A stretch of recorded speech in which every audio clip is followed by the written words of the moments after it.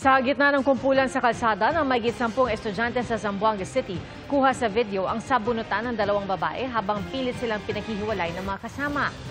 Ayon sa DepEd Zamboanga City, batay sa suot na uniforme, may ideya na raw sila kung saang paaralan galing ang mga kabataan. Makikipag-ugnayan daw sila sa paaralan para maimbisigahan at matukoy ang mga sangkot sa insidente. Sa Haro, Iloilo City, naglalakad sa kalsada at tila may alitan ang mga kabataang ito matapos silang magbatuhan umano ng bote. At sa imbestigasyon ng pulisya, 5 sa kanila ay magkakapatid habang ang isa ay kaibigan ng isa sa magkakapatid. Nagtalo raw ang kaibigan at isa sa mga kapatid. Walang nasugatan sa insidente. Maghihigpit naman daw sa seguridad ang mga opisyal ng barangay. Daan-daang kawad ang pinutol sa Caloocan dahil sagabal daw sa basketball court para sa paliga. Ang kaso, naputulan ng internet ang mga residente. Nakatutok si Bea Pinlac. Higit 100 pinutol na kable ng internet ang bumungad sa mga residente ng Barangay 35 sa Maypaho, Caloocan kahapon. Ang kumpul-kumpul na mga wire, iniwang nakabalandra sa basketball court. Karamihan rito patay na linya na ayon sa barangay. Ang mga pumutol sa mga kable, 7 lalaking inaayos lang daw sana ang court para sa nalalapit nilang liga. Sagabal po sa pagpapalaro po namin. Yung mga wire po na nakaharang. Kaya nag-decide na rin po na putulin para mapagpaliga kami dito sa lugar namin. Kasi matagal na kami hindi nakapagpaliga. Medyo nakainom naman po pero alam naman din po namin yung ginagawa namin.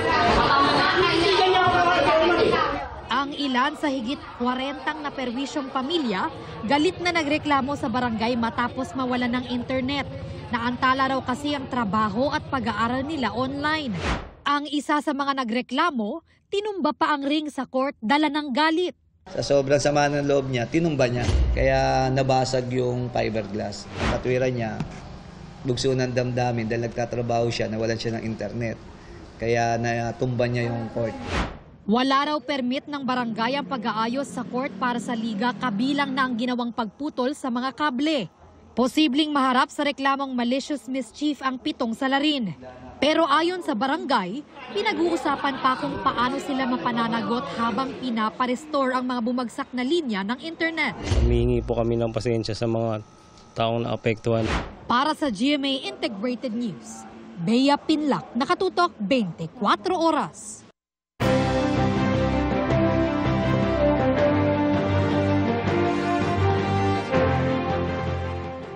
Tinapos na ng COMELEC ang prosesong tinatawag na Trusted Build sa Automated Election Management System para sa eleksyon 2025. Dahil dyan, mauusog sa March 20 ang proseso ng online voting para naman sa mga OFW. Nakatutok si Marisol Abduraman. Isinagawa ngayong araw ang kahuli-hulihang Trusted Build ng Election Management System o EMS ng COMELEC. Ito ang pinakahuling component na kailangan mabuo para makakuha ang COMELEC ng international certification. Pinakita niyo yung tinatawag na hash code. Pwedeng ma-verify na hindi ka naman magkakaroon ng hash code kung hindi maayos yung sistema. Kumbaga sa pagpapagawa ng sasakyan, naandyan na yung pinal na sasakyan at ang kahuli-hulihan na lang later yung quality control, yung test, yung certification, kung talagang yan ay gumagana ng maayos, kung talagang yan ay mapagkakatiwalaan. Ayon kay Garcia, mas justified na madali ng kaunti ang pagsasagawa nito lalo't magkakaroon ng kauna-unahang online voting para sa mga OFW. Kaya dapat matiyak din na magiging maayos lahat ang sistema. Ang nasa 1.3 million na OFW, di na kailangan magpunta sa mga embahada o konsulado para bumoto dahil pwede na nila itong gawin online. Uumpisahan ang enrollment ng mga OFW sa system sa March 20 mula sa original na schedule na March 10. Pabor dyan ng Department of Foreign Affairs. Patunay raw ito ng paninindigan ng COMELEC na tiyakin ang integridad ng eleksyon sa labas ng bansa. Nakahanda naman sila na ipatupad ang OVCS alinsunod sa direktiba ng COMELEC. Kinakailangan i-enroll nila ang sarili nila kasi bibigyan po sila ng password. At the same time, i-verify ng sistema kung sila talaga yung nagpapa-enroll. Gamit ang kanilang ID, government-issued ID, passport, seaman's book kung sila ay marino o kung ano man pang government-issued ID na kinikilala po natin. Hindi magagamit ang online voting sa Russia, China at Turkey. Sa voting machines pa rin ang botohan doon ng mga Pinoy. Ayaw ipagamit ng mga bansang yan yung kanilang mga internet services. So, dadalhin po natin ang makina sa kanila. Pinunayan ng election watchdogs, sabay giit na kailangan pa rin daw ang maigting na pagbabantay. Yung security ng online voting and counting system. Dahil yan ang nakasakay sa internet. Okay? Yung ating automated counting machine during the voting period naman, hindi yan nakasakay sa internet eh. Sasakay lang yan sa internet kapag magta-transmit na siya ng election results o yung ER natin. These are acceptable standard platforms that are being used, that na open source platforms that are being used, no? So wala kaming worry with regards to the modules or the systems that they use there, the functionality of the OVCS itself, no? Para sa GMA Integrated News, Marisol Abduraman, nakatuto 24 oras. Maaari raw paimbestigahan ng mga Chinong pinaghihinala ang sangkot sa pang-espiya na nag-donate umano at ipinambili sa mga motorsiklo sa ilang LGU. Nakatutok si John Consulta. Posibleng maimbestigahan kaugnay sa money laundering ang mga nahuling Chinese nationals na sangkot umano sa espionage. Kaugnay ito sa perang idinonate umano at ipinambili sa mga motorsiklo na ibinigay ng mga naarestong Chinese nationals sa ilang local government units tulad ng Maynila at Tarlac. Sinabi ito ng Justice Department sa isang press forum sa Quezon City kanina. Ang alam kong iniimbestigahan pa lang nila ngayon, yung mga unlawful activities which are dati ang ginagamit natin, predicate crimes. Kumbaga, basis ng later on, basis ng charges for money laundering. Wala pang nilalabas na detalye ang NBI kaugnay sa mga data na nakita sa mga gadget ng mga naarestong Chinese nationals. Pero ayon sa DOJ, posibleng maharap sa ibang kaso ang mga ito sa oras na lumabas ang karagdagang ebidensya at mapatunayan ang kanilang pagiging involved sa espionage. While they may not be used for money laundering cases, it is possible that we may be charged for terrorism financing, especially if the espionage would later on lead to the death of Filipinos, the destruction of critical infrastructure. But because ultimately, espionage is the one-step process of, armed struggle or terrorism. Para sa GMA Integrated News, John Consulta, nakatutok 24 oras.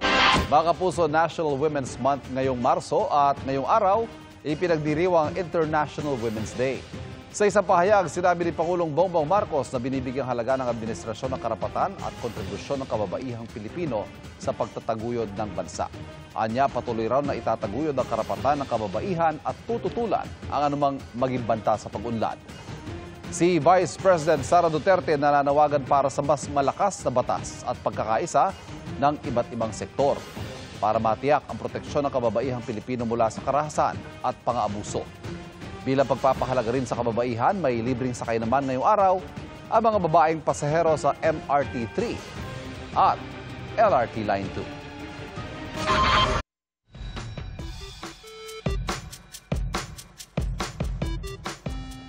Sa tulong ng teknolohiya, misyon ng ilang eksperto ang pagbuhay sa extinct ng ninuno ng mga elepante ang woolly mammoth. Hangad yan ng isang biotechnology company sa Amerika na para matupad ito, gumawa ng mga genetically modified na daga. Posible nga ba ito? Kuya Kim, ano na? Ang dagang ito, cute na cute at napaka-fluffy. Pero alam niyo bang hindi lang sila simpleng daga? Ang kanilang balahibo di hamak na mas mahaba. Sila kasi mga genetically modified laboratory mice.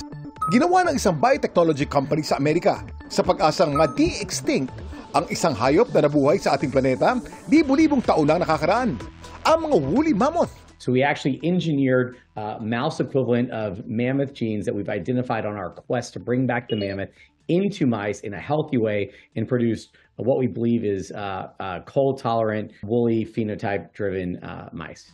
Ang mga woolly mammoth, mga extinct na species ng elepante na may mahabang balahibo at kayang mag-survive sa napakalamig na klima. Sa pamamagitan ng genetic modification o pag-edit ng genes upang makopya ang mga katangian ng isang hayop, ang mga woolly mice nagkaroon daw ng mammoth-inspired traits, gaya na nga lang ng kanilang woolly coat o balahibo. Pero posible nga bang madi-extinct o mabuhay ulit ang isang hayop sa pamamagitan ng genetic modification?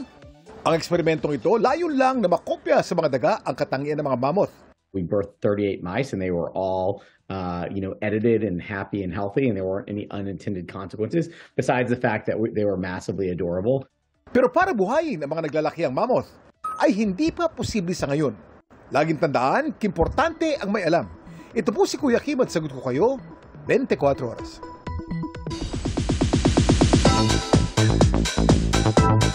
Bibida ang sparkle artists na sina Rita Daniela, Anthony Rosaldo, Brianna Bunagan at Khalil Ramos sa musical tampok ang mga awitin ng OPM icon na si Rico Blanco. Pagpabalik teatro rin ito ni Rita. Ang kanilang masayang kwento ng experience sa musical sa chika ni Aubrey Carampel.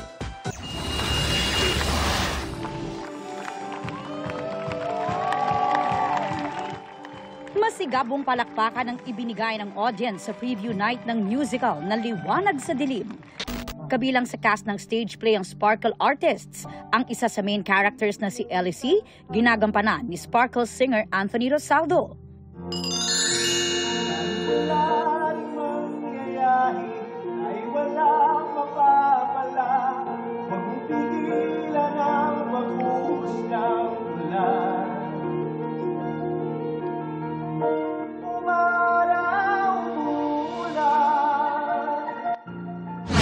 Pag-amin ni Anthony, demanding ang role physically, vocally, and emotionally.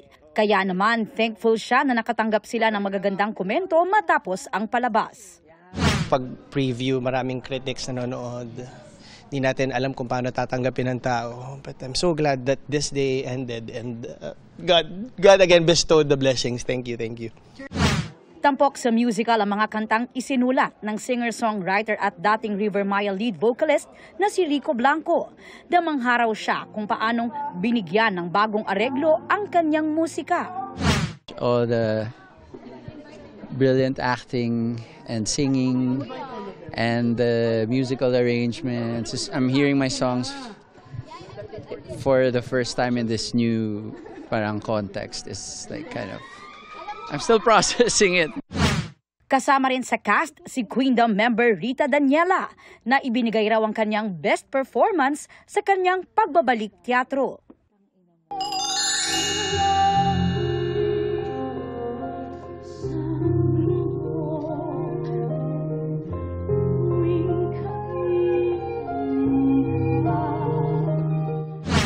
Natuwa raw sila na nagustuhan ni Blanco ang kanilang performances. Iba talaga yung shine ng mata niya kanina pa eh. Pati nung pagpasok niya sa stage. So, parang worth it din, syempre, diba? Kasi kaya namin to ginagawa dahil nanggaling to lahat sa utak niya. As a performer, masarap sa pakiramdam na naging masaya siya. Part din ng musical si Brianna Bunagan in her first professional theater experience.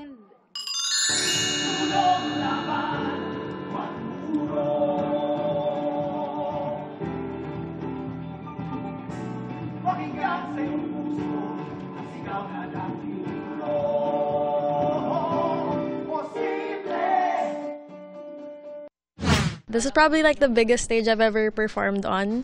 So that was really exciting. Sobrang na-enjoy ko po. And grabe yung exhilarating na feeling being able to perform that in front of the audience for the first time. So kabilang din sa mga nanood sina National Artist for Film and Broadcast Arts Ricky Lee at its Showtime host Kirill, Sparkle stars Thea Astley, and Jeff Moses. Ka-alternate naman ni Anthony sa role na Ellie, si Sparkle actor Khalil Ramos. Nasa musical din si PBB Celebrity Collab Edition host Alexa Ilacad. Excited din ako for Khalil kasi si Khalil yan. Siyempre, ibang flavor ang ibibigay niyan sa inyo guys. And he is also known for his work sa Tick Tick Boom. So I'm excited for his second show na maraming makakanood at I'm sure maraming may impress sa kanya. Aubrey Carampel, updated showbiz happenings.